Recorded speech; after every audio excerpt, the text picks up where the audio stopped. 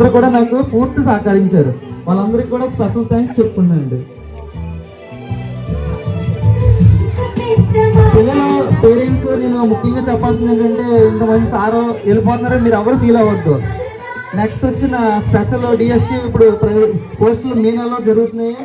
పూర్వం ఉన్నప్పుడు ఎలా వచ్చానో 20 సంవత్సరాలకు నేను ఎలా వచ్చానో ఇప్పుడు వచ్చిన పిల్లలు కూడా 20 సంవత్సరాల పిల్లలే మీకు థర్డ్ పిల్లలు వస్తారు. ఇద్దరు మేడంగా ట్రాన్స్ఫర్ అయితే 2 పిల్లలు వస్తారు.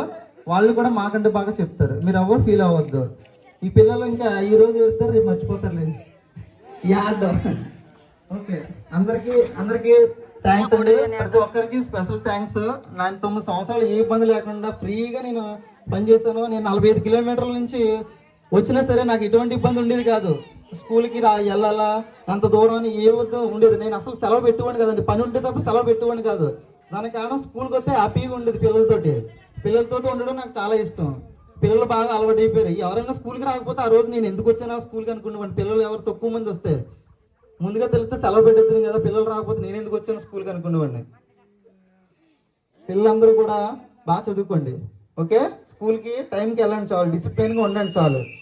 మీ పిల్లలకి పేరెంట్స్కి అమ్మ నాన్నకి నేను చెప్పేది ఒకటే, వాళ్ళు చదివినా చదవకపోయినా డిసిప్లిన్ మాత్రం వదలకండి.